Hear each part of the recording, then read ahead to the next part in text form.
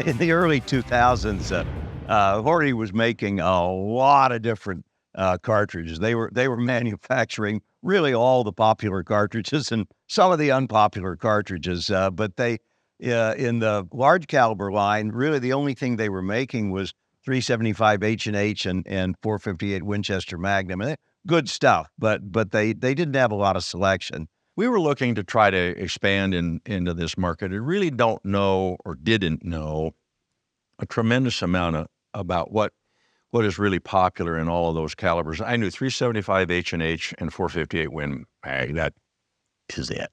I think at a SHOT Show, I went to Steve and he said, well, we don't really make any large calibers. And I said, well, but you could. And I said, I went to so-and-so and he told me they didn't need to advertise because they own that market. Kind of a long pause. And Steve said, he said, we'll see about that.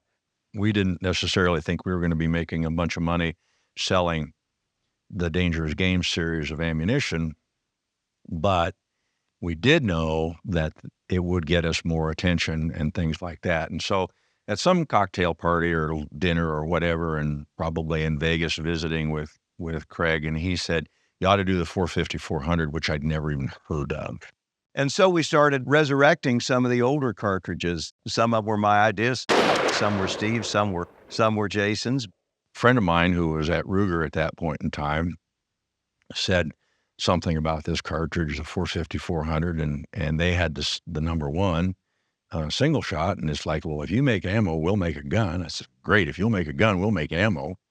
And so that was, kind of fun. They come out with a rifle that's, a tenth, a hundredth of the cost of some British double rifle, and it's affordable, and it shoots, and it's accurate, and it's shootable, and you could put a scope on it, if you needed it or whatever.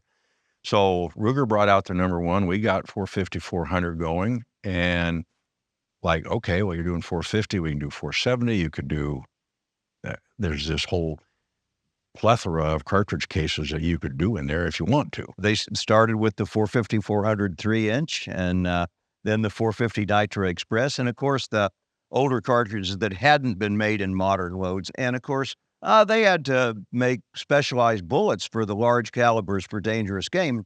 They'd been making those bullets for a long time. So when we developed the Dangerous Game bullets, we used all the knowledge that we had before building a traditional, interlock bullet, but we obviously had to beef it up. So you're talking heavier jackets, different tapers in the jackets, antimonies of lead cores, and how we hold them all together what is unique to the Dangerous Game. The principle or the process is the same, but the devil in the details, as they say, is different with those bullets. It's not enough that the bullet will perform on game, but you also have to hit the target.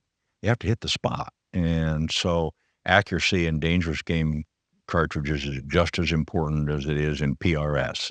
It matters a lot. So we've done a lot of work in that category, and I think our Dangerous Game ammo is the best in the world.